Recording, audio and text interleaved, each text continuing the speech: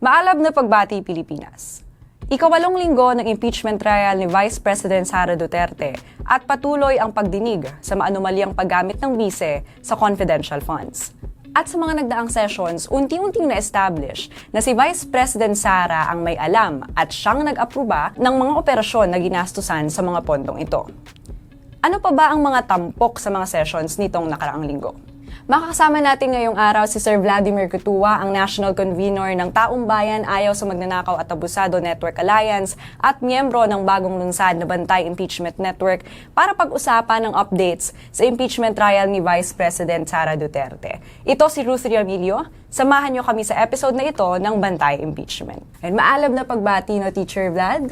Maalab na pagbati din at araw, Ruth, no? At saka siyempre sa ating taga-panood ng Bantay Impeachment. Okay. Kumusta naman po kayo? Ano po yung reaction ninyo ngayon, no?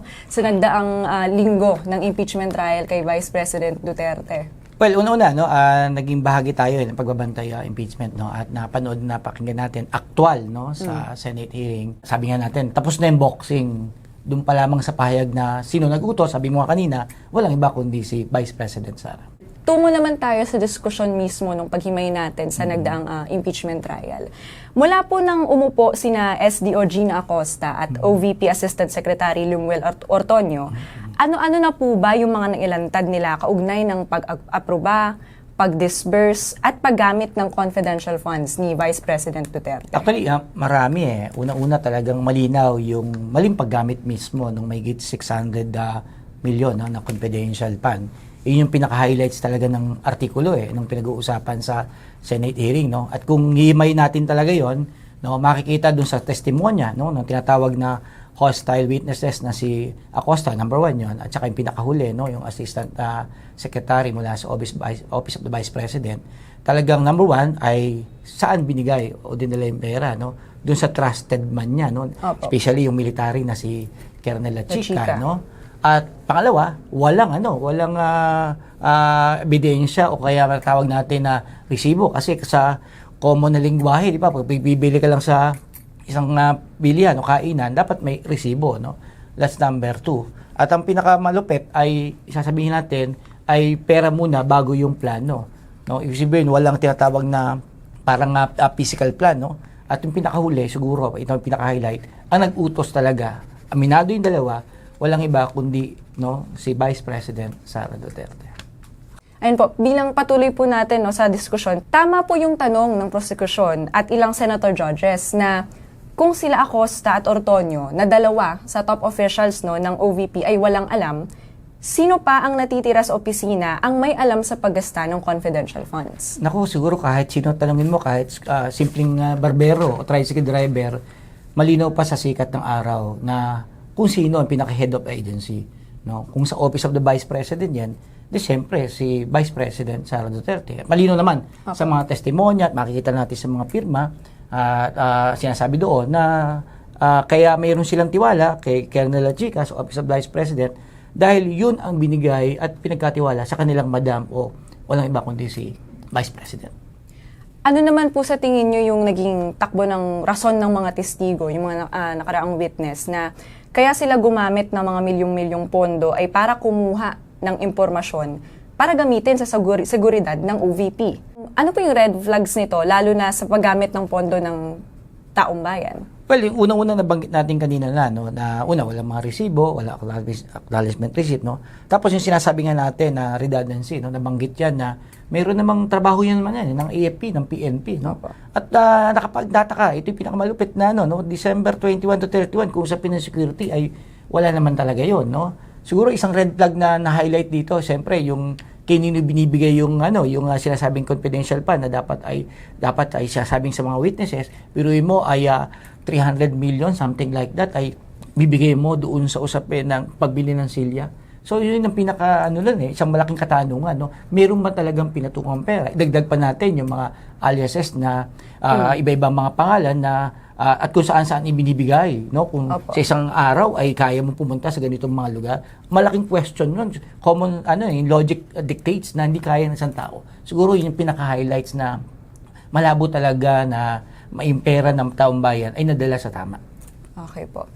Ngayon po, punta naman tayo sa usapin na nabanggit nga po ninyo, merong mga questionableng pangalan. Pero bukod pa rito, may kita natin na yung takbo naging trial ay matutunghayan na yung liquidation process pa lang sa OVP ay doon din mismo, ka-question din siya.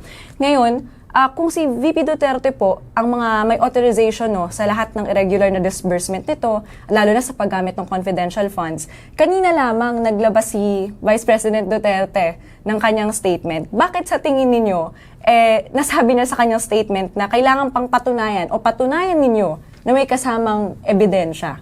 Alam mo, ano talaga pusik talaga no? Ano ba kailangan patunayan? Kasi nabanggit nga at makikita naman sa mga testimonya, talagang sinasabi ng kanilang mga kaopisina, si Gina Acosta, ang isang SDO, sa kayong pinagkakatiwalaan niya na galing pa sa Davao, na Assistant Secretary, na siya mismo nag-uutos. No? Kaya yung pahayag na sinasabing patunayan sa magitan ng ebidensya at hindi panay drama at hindi tinatawag na political theatrics, ang tawag niya doon, no? Ano yun, mga panligaw, no? Para sabihin na wala namang kinapatunayan. Dagdag siguro din natin yung nangyayari sa Senado na pinagbabawalan ng defense, sinasabi sa prosecutor, huwag kayong gumamit ng mga ganitong salita. No? Ito yung dalawang paraan na ginagawa mismo ng kampo ni Duterte para ilayo yung mga malilinaw na isyung lumabas recently na ang pondo ng bayan na 612 million na dapat ay sa taong bayan mapunta ay dinala at winaldas at hindi na nanagot dito ang Vice President. Mula naman po doon si Vice President Duterte, natunghayan natin na meron nga po siyang ganitong mga statement at nabanggit din ninyo na meron siyang sariling naratibo para ilayo yung usapin ng paggamit ng confidential funds at ano pa ba yung hinahanap niyang ebidensya. Ngayon po, sa huling tanong natin, public interest ang issue ng impeachment dahil pondo ng bayan ang ginagamit natin dito. Paano kaya matitiyak na mas makakalhok pa po ang publiko sa prosesong ito na hindi nalilimitahan sa mga rules ng impeachment court? Well, unang-una, tingnan natin, paano ba natin maididikit sa interest ng taong bayan, O bago ako pumunta dun sa mga rules, Lalo na ngayon, pinag-uusapan yung budget for 2027 at nagpapatuloy yung budget for corruption, budget for pork, budget for utang. Nasa totoo lang, kung titingnan natin yung naganap noong 2022, 2023, sino nag-aproba dito, ay walang iba kundi si Marcos Jr. Kaya may ganyang confidential fund. Ngayon, sa usapin na binabanggit nga natin kanina, kailangan maging tayo mismo sa taong bayan, tingnan mismo yung ebidensya, hindi lamang usapin ng mga teknikalidad. Kasi pag bibili ka naman, malino naman dun, hindi naman masyadong tatanungin yung ilang mga focus na mga teknikalidad. Ang malino dito, saan dinala ang pera?